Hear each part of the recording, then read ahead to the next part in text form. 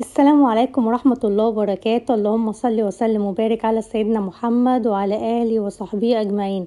عاملين ايه يا حلوين؟ وحشتوني جدا جدا جدا. انا عارفة ان انا متأخرة عليكم، وفيديو النهاردة فيديو جديد، فيديو انتوا طلبتوه مني كتير قوي.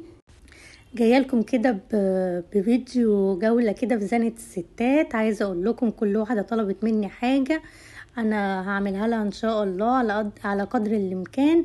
عاوزة بس اقول لكم بقى بشكركم جدا على تعليقاتكم الجميلة، وانا مبسوطة بيكم قوي قوي وفرحانة بيكم. بس عاوزة اقول لكم ان التفاعل قليل والاشتراكات قليلة، وفي ناس يعني مش بتشترك، ودي حاجة كنت بفكر ان انا ما اكملش الصراحة. بس تعليقاتكم يعني بتفرحني بجد والله بجد. فيلا بينا كده نبتدي جولتنا. اللي ياريت بقى اللي يشوف الفيديو ده ومش مشترك في القناة ياريت يشترك، وما تنسوش بقى اللايك للفيديو عشان يوصل لكم كل جديد. بصوا بقى يا حبايبي، جولتنا النهاردة في زنقة الستات، علشان تخش الزنقة للناس يعني اللي مرحتش الزنقة قبل كده او بتسمع عنها وما بتروحهاش. هتنزلي المنشية اتجاه شارع النصر، وبعدين هتنزلي يعني عند فندق اسكندرية في الصينية كده، وهتلاقي جراج الزنقة فيها كل حاجة، بس يعني ايه بتكون غالية شوية عشان اسم انك داخلة الزنقة وكده، فاهميني؟ فهتلاقوا بقى ايه بنزين هتدخلوا جنبيها، جنبيها كده بقى ايه، وهتمشوا على طول في شارع اسمه شارع النصر، وهتلاقوا نفسكم في الزنقة على طول. والله انا نازله لكم مخصوص عشان الفيديو ده اتطلب مني كتير، فنزلت بقى في عز التلج. اسكندريه كلها كانت تلج، كان المطره يعني بتمطر على طول، يعني اسكندريه ما شاء الله ما بتبطلش مطره. فالدنيا كانت ساقعه جدا، وكانت تلج. بصوا كده احنا في شارع اسمه شارع زنانة ده مشهور بلعب الاطفال، محلات لعب الاطفال والهدايا وكل حاجة. انا بوريكم كده وصف تفصيلي برضو اللي عايز يروح شارع زنانة ده. الشارع ده معروف جدا جدا، في كل حاجة، حتى عندهم لسه الحاجات بتاعة الكريسماس برضو لسه موجودة، وعندهم العجل والسكوتر وكل حاجة لعب الأطفال، وأسعارهم جميلة يعني أسعار مخفضة. هتلاقوا الأسعار هناك أرخص من برا بكتير. كل حاجة هتلاقوها هناك في شارع النصر ده وشارع فرنسا وزنانة والشوارع المعروفة دي في اسكندرية. شوارع جميلة جدا، يعني في ناس بتجيلها من آخر الدنيا. وفي كمان شارع اسمه سوق ليبيا. سوق ليبيا ده برضو معروف هناك. بصوا كل حاجة هتلاقوها هناك كده. بصوا حتى اللي هي العربيات بتاعة الأطفال، اللي عايز يروح يشتري يعني هيلاقيها هناك في الشارع ده برضو بأسعار مخفضة. ورحت كمان عديت وانا ماشية كده في شارع كمال سعد. كمال سعد ده برضو معروف. بصوا كده الألعاب دي، الألعاب بتاعة البنات والأولاد وكل حاجة عندهم في الشارع ده، جملة وقطاعي والساعات والكتب والكشاكيل والأجنتات وكل حاجة هتلاقوها هناك. بصوا طبعا هم معظمهم كانوا مغطيين علشان سبب المطرة.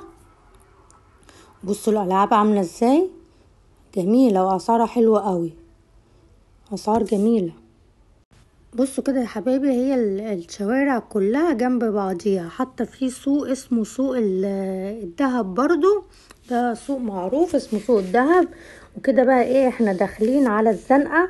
بصوا هي معروفة كده، بصوا هتلاقوها شوارع ضيقة كده في بعضيها، يعني الناس بتسلم على بعضها من المحلات. الشارع ده بقى ايه مشهور بكل حاجة من الإبرة للصاروخ.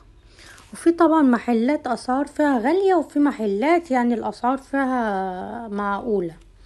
عندهم بقى كريمات وحاجات اكسسوارات والحاجات كلها بتاعت الخياطة وكل حاجة. يعني انت والقماش، يعني انت كمان ممكن تجيب القماش، وهتلاقي فيه هناك خياطين كتير قوي، ممكن اي حد يفصلك.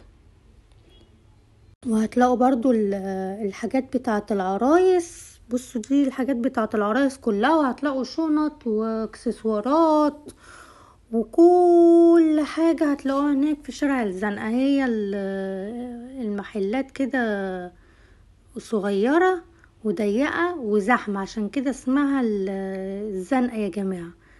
بس بصراحة اي حد بيدور على اي حاجة، انا بجرلكم بس كده ايه عشان تشوفوا كده جولة سريعة. فاي حد بيدور على اي حاجة هيروح هناك هيلاقيها في الزنقة. بصوا دي بقى الحاجات بتاعة الخياطة كلها، بصوا عاملة ازاي. وعندهم كمان ناس بتفصل، عندهم بقى لحد عايز مثلا حاجات للسوسات، خيوط، اي حاجة هيلاقيها هناك. وفي ناس جنبيهم يعني بالظبط بيفصل في اي شارع من دول. يعني هتخرجي من الشارع ده هتدخلي برضو على الشارع التاني برضو تبع الزنقة. بصوا بقى عندهم ايه، عندهم التواب بتاعت العروسة. لو انت عايزة تجيبي يعني تواب وكده، مش عايزة تشتريها جاهزة، فممكن تختاري منها اي لون واي شكل واي نوع. والخامات عندهم معظم الخامات وتفصليها. وكل دول بتوع بدل الرأس. بصوا بدل الرأس برضو بتاعت العروسة. بصوا هم دول بقى الناس اللي بيخيطوا، هتلاقوا منهم كتير بقى، هتلاقوا منهم كتير قوي في الزنقة.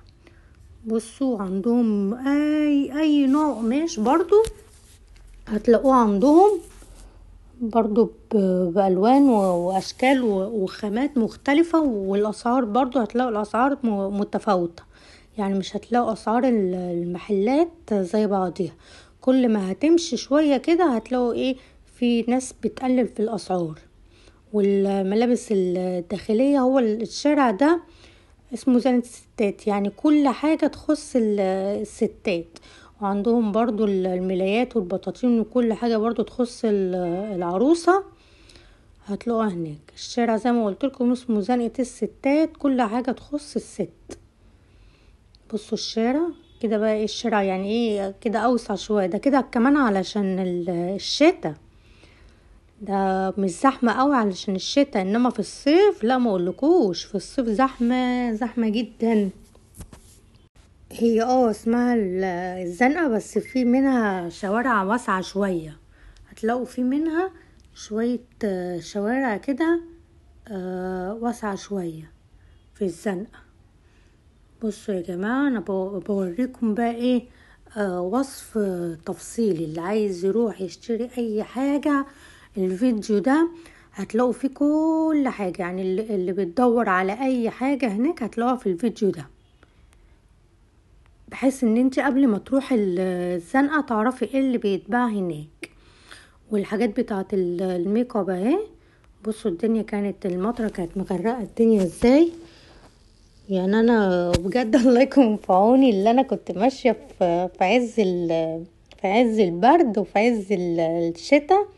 بصوا بقى يا جماعة، طبعا انتوا عارفين او بتسمعوا عن محل اسمه محل ماضي ده بقاله سنين كتير جدا. علافة ومغات واعشاب واي نوع اعشاب هتلاقوه هناك عند ماضي. مفيش حد في اسكندرية ما يعرفش محل ماضي. اللي عند زنقة الستات في المنشية، يعني اي حد ينزل اسكندرية في المنشية يسأل على محل ماضي. انا صورت لكم محل ماضي كده ايه في السريع، ولو عايزين اللي انا اصور لكم جولة مفصلة عن المحل اكتبوا لي تحت في الكومنتات. فمحل ماضي ده بقول لكم ان هو مشهور جدا جدا في اسكندرية، وبيعمل اعلانات كتير قوي، والاسعار فيه حلوة قوي. بصوا انا خرجتكم كده برضو من محل ماضي، هتخرجوا من المحل هتطلعوا برضو على الزنقة وعلى شارع اسمه سوق ليبيا وشارع فرنسا وسوق النصر والشوارع المشهورة في اسكندرية. كل حاجة هتلاقوها هناك. وبتوع النضارات كان في فيديو برضو بتوع النضارات هسيبه لكم تحت في صندوق الوصف، وبنزلوا شوفوه هتشوفوا برضو الاسعار فيه كانت جميلة جدا. والحاجات بتاعت السبوع برضو انا مصوراها هسيبها لكم تحت برضو في صندوق الوصف.